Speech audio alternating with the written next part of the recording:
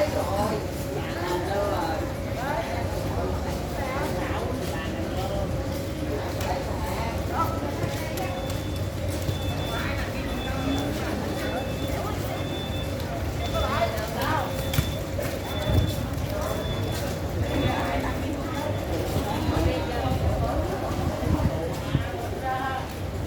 mẹ nó lên nó té một cái.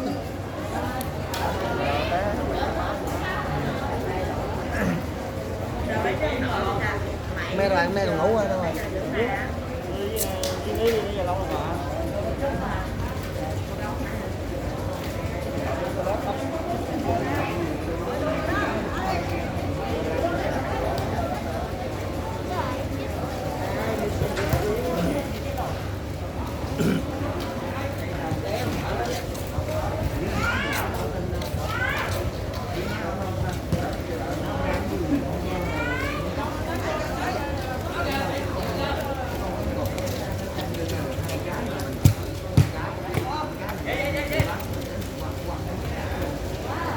Thì còn muốn cho ngồi đứng gì là có vé à?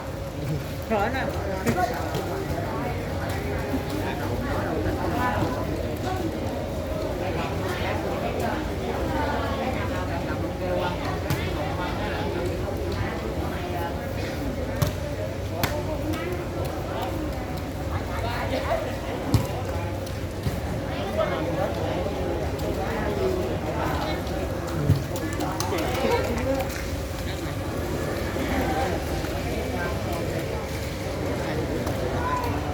Biết cái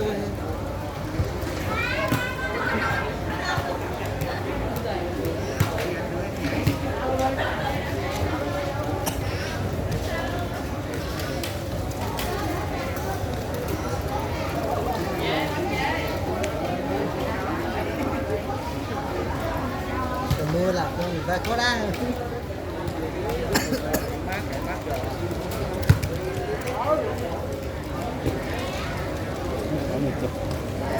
Nhưng mà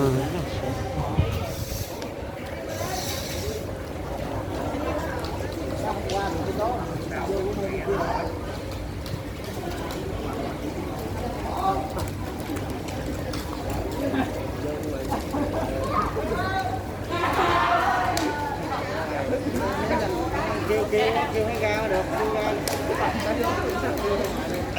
kêu ngoài đi nhậu này dưới dưới đó đi ngang á kêu ta liền ra ta lên kêu ngoài đây đặng nhà đứng đó đạo mới đi ngang về có được kêu đi ra ngoài này đặng đón rồi đi ngang là liền ta chuyện mở giùm được chứ.